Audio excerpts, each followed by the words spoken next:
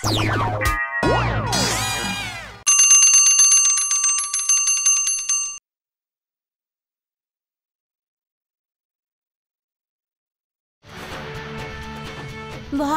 মুনির কাছ থেকে জানতে পেরে ভরত চলল চিত্রকূট পর্বতে। উদ্দেশ্য একটাই, দাদা রামকে অযোধ্যায় ফিরিয়ে নিয়ে রাজ সিংহাসন ফিরিয়ে দেবে তাকে।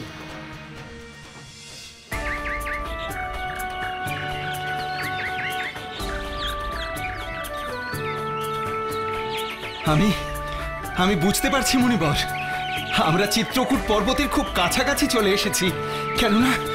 কেননা আকাশে বাতাসে আমি যেন আমার দাদার ছোঁয়া পাচ্ছি। রাম সত্যি একজন যোগ্য ভাই পেয়েছে। কত কষ্ট অপমান সহ্য করে খুঁজতে বেরিয়ে পড়েছে দাদাকে। রাজ সিংহাসন এক কথায় ছেড়ে দেওয়া সহজ নয় কুলপুরোহিত। ছোটবেলা থেকে তো দাদা রামকে দেখেই বড় হয়েছে আমরা। ভাইয়ে ভাইয়ে ভালোবাসা, বিশ্বাস, এটাই তো আসল। কত পরে আমরা বুঝতে পেরেছি যে আমরা সবাই আলাদা আলাদা মায়ের সন্তান। সেটা জেনেও আমাদের ভালোবাসা একই ছিল। কোনোদিন আমরা কাউকে হিংসে করিনি, ঝগড়াও করিনি। দাদা রাম আমাদের তিন ভাইকে সব সময় বুকে আগলে রাখতো। আমরাও তাই দাদা রাম ছাড়া আর কিচ্ছু বুঝি না।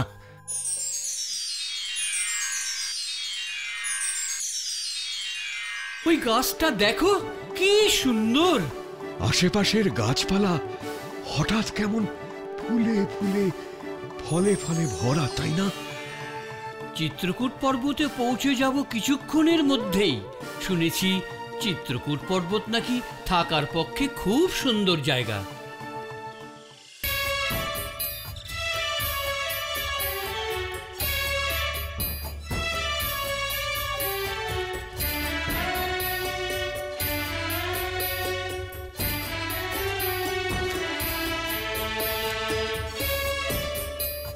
ভরত, ভরত, দাদা, দাদা, কিছু বলছো? এতে শোনো, উকিল ডাকছে।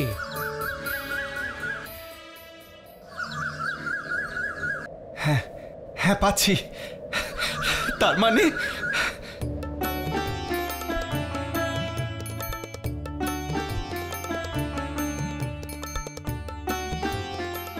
দাদা, দাদা, মুনিবর, দূরে একটা কুটির দেখতে পেয়েছি। ওটাই কি তবে চিত্রকূট পর্বত? চলুন চলুন মুনিবর, আমরা তাড়াতাড়ি পা চালাই। চলুন, এগিয়ে এসো তোমরা, আমরা চিত্রকূট পর্বতে এসে গেছি।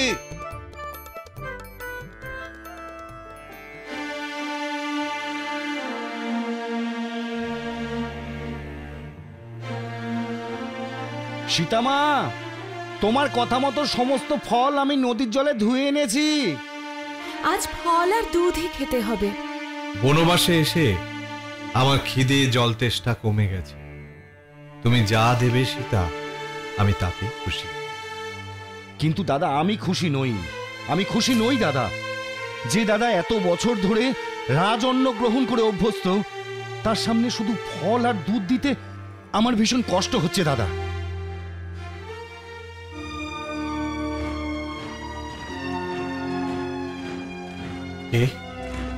কারা আসছে?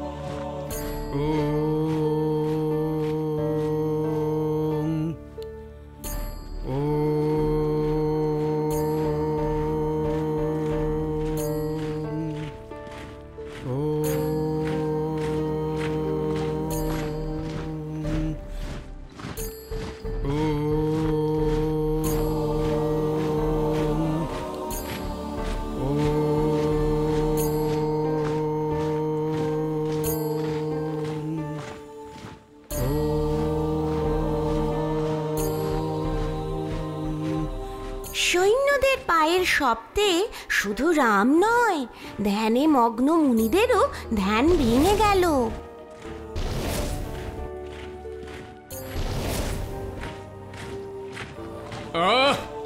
কারা কারা সৈন্য নিয়ে আসে এই নির্জন পাহাড়ে?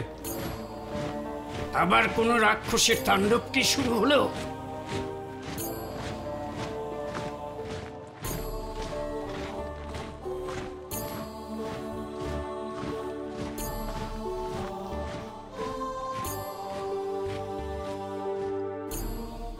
এত মানুষ, সৈন্য, মনে হচ্ছে গোটা একটা রাজ্য চলে এসেছে।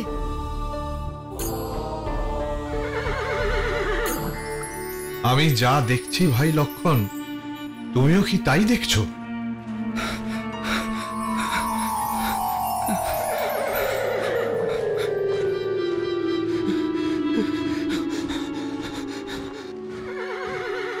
এই যে ভরত, শত্রুঘ্নও আছে।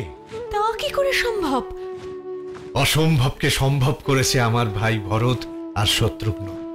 দাদা, ভাই লক্ষণ, বৌদি, বৌদি সীতা, দাদা, লক্ষণ, বৌদি, বৌদি সীতা।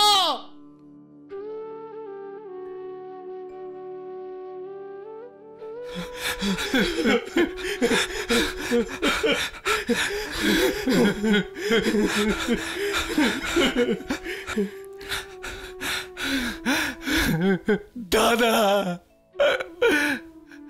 দাদা,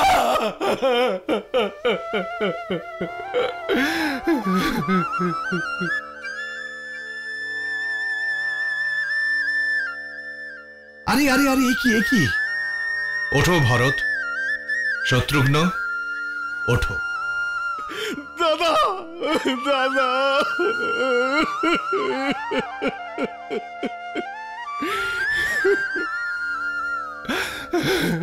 আমাকে আমাকে তুমি ক্ষমা করো দাদা, আমাকে তুমি ক্ষমা করো। কিছু মনে করো না, আমি কিন্তু অবাকই হচ্ছি তোমাকে দেখে। রাজ সিংহাসন পেয়ে তোমার তো আনন্দে অযোধ্যায় থাকার কথা।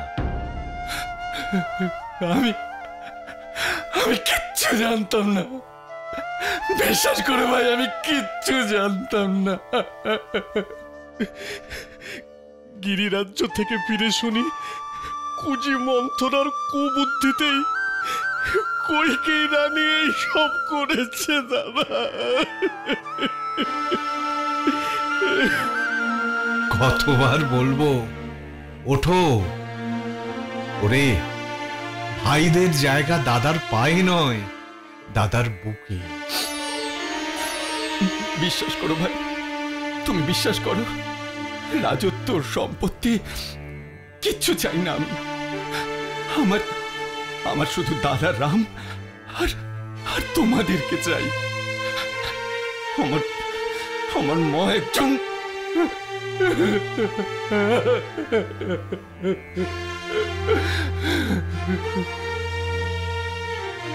ভরত, মায়ের নিন্দে করাও যেমন পাপ, তেমনি শোনাও পাপ।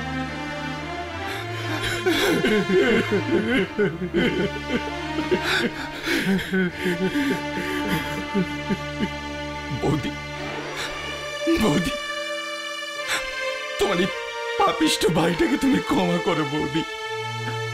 আমি একটুও জানতে পারিনি আমার অনুপস্থিতিতে ওই কুঞ্জিটা কি ষড়যন্ত্র করেছে।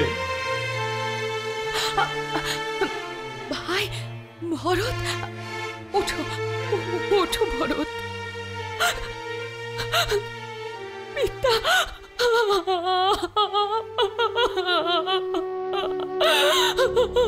পিতা,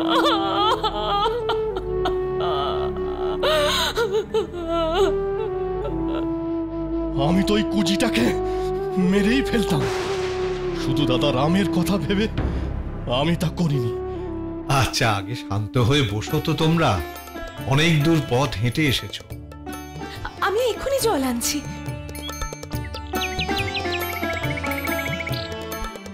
এত লোকজন, সৈন্য সামন্ত নিয়ে কে? বুকটা জুড়িয়ে গেল। তোমাকে যে কোনোদিন এভাবে দেখবো স্বপ্নেও ভাবিনি। বিশ্বাস করুন মুনিবর, আমরা ভালো আছি। মহামন্ত্রী, হঠাৎ একরাশ আনন্দে মনে হচ্ছে আমারও বোধহয় এই কান্না আর থামবে না। আসুন, বসুন আপনারা। লক্ষণ, ওনাদের বসার ব্যবস্থা করো।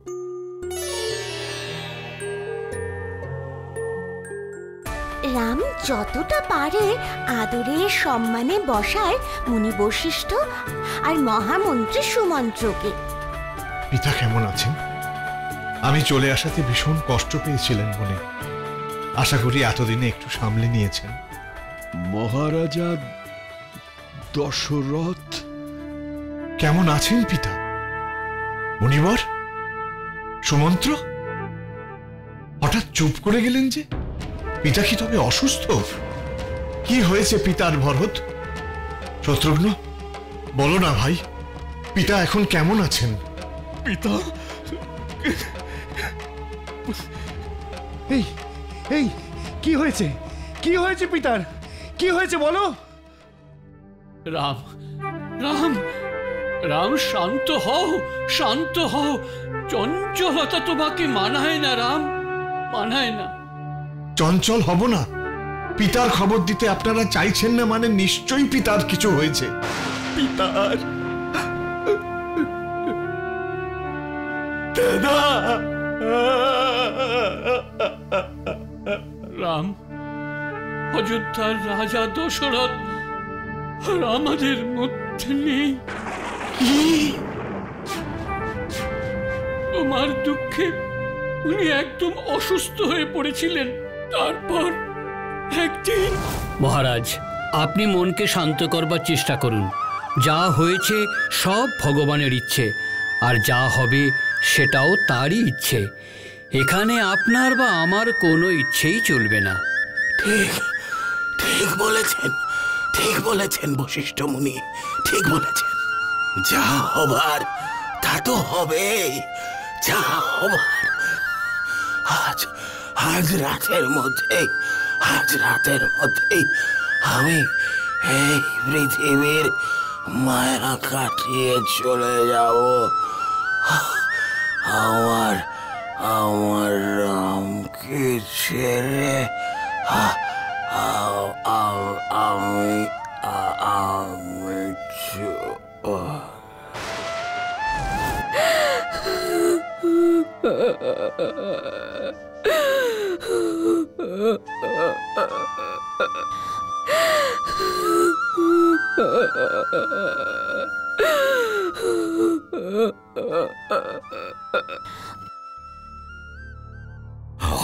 আমি এই বড়িটা এনেছি, দেখ। মহারাজ, মহারাজ, মহারাজ। দেখি দেখি দেখি, নাড়িটা একটু দেখি। একটু আগেও তো না, সব শেষ। সব শেষ। পিতা, পিতা, পিতা, পিতা, দাদা।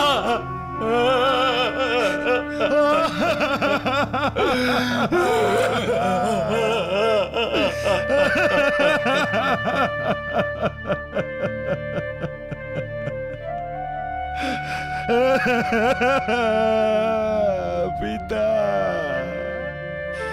পিতা, পিতা নেই। পিতা, কি সর্বনাশ হয়ে গেল পিতা।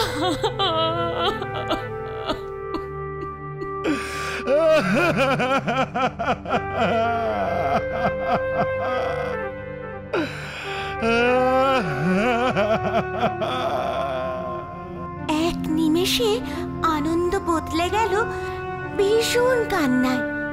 রাম যেন পিতা দশরথের মৃত্যু কিছুতেই মেনে মেনে নিতে পারছে না। কোনো সান্ত্বনাই যথেষ্ট নয়। অবশেষে মুনি বশিষ্ঠ উঠে তার কাছে এলেন। বৎস বৎস রাম, শান্ত হও, শান্ত। তোমার পিতা স্বর্গেই গেছেন, তুমি সে ব্যাপারে নিশ্চিত থাকতে পারো। রাম রাম, বোঝার চেষ্টা করো। তোমার পিতার এই মৃত্যু অনেক অনেক আগে থেকেই ঠিক হয়েছিল রাম, অনেক আগে থেকে। মানে? অন্ধমুনির অভিশাপের কথা ভুলো না রাম, ভুলো না। মনে আছে তোমার পিতা একবার বনে শিকার করতে গিয়েছিলেন। আমি তোকে অভিশাপ দিচ্ছি, আজ আমরা যেমন পুত্র শোকে কাতর হয়ে প্রাণ ত্যাগ করব, তেমনি তুইও একদিন পুত্র শোকে প্রাণ ত্যাগ করবি। কুলপুরোহিত, রামকে শান্ত হতে বলুন। পিতাকে যে রাম বড্ড ভালোবাসত, তারাও দেখি।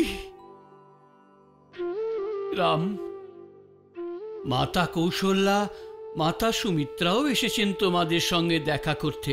তুমি শান্ত না হলে তাদের ডাকবো কি করে? কি বললেন কুলপুরোহিত? মায়েরাও এসেছেন? মাতা কৌশল্যা, মাতা সুমিত্রা এখানে? হ্যাঁ রাম, সুমন্ত্র, ওনাদের নিয়ে এসো। রাম, লক্ষণ আর সীতা দুই মাকে দেখে আনন্দে দুঃখে দিশেহারা হয়ে গেল। ওনাদের সাদা পোশাক দেখে যেন রাম লক্ষণের বুক চিরে ফালা ফালা করে দিচ্ছিল। দুই মাও তাদের ছেলেদের চোখে দেখতে পেয়ে কেঁদেই আকুল হয়ে যাচ্ছে। সীতাকে বুকে জড়িয়ে ধরে কাঁদলেন মা কৌশল্যা, আর লক্ষণকে বুকে জড়িয়ে কাঁদলেন মা সুমিত্রা। ভরত শত্রুঘ্ন এক পাশে দাঁড়িয়ে দেখছিল এই কষ্টে ভরা মানুষগুলোকে। আবার বশিষ্ঠ মুনি এগিয়ে এসে তাদের সান্ত্বনা দেন। রানী কৌশল্যা, রানী সুমিত্রা, আপনারা যদি এত ভেঙে পড়েন তাহলে রাম, লক্ষণ আর মা সীতার কি অবস্থা হবে সেটা একবার ভেবে দেখেছেন? রাম, আমার ছেলেটাকে এমন ভাবে বনে দেখব কখনো ভাবিনি। আর রাজার আদরি মেয়ে অযোধ্যার ভাবি রানীর একই চেহারা হয়েছে।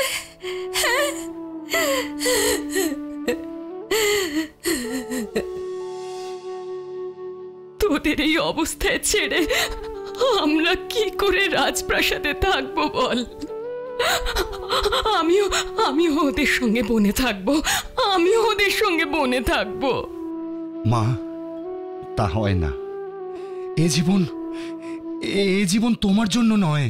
তুই ছাড়া আমার জীবনের আর কি মানে রাম? পিতার কথা শুনে আমি বনবাসী হয়েছি। লক্ষণ, সীতা যে এসেছে সেটাও আমি চাই। সীতার জন্য আমার কম চিন্তা হয় না। তার উপর তোমরা জেদ করছো। এই জঙ্গল ভয়ঙ্কর, রাক্ষস আর বন্য প্রাণীতে ভরা। একটা গুরুত্বপূর্ণ কাজ বাকি আছে রাম। বড় ছেলে হিসেবে তোমাকেই সেটা করতে হবে। যে লক্ষণ, সীতা, তোমাদেরকেও করতে হবে। আদেশ করুন মুনিবর। রাম, তোমার পিতার শেষ কাজ করতে হবে। ফল্গু নদীর ধারে বসে তোমাদের সেই পুজো করতে হবে। পিতার শেষ কাজ? তুমি অযোধ্যায় নেই বলেই ভরত মহারাজের শেষ কাজ করেছে।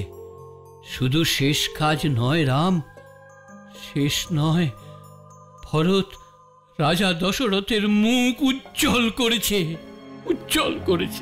আমাদের বলুন বশিষ্ঠ মুনি, কি করেছে ভরত?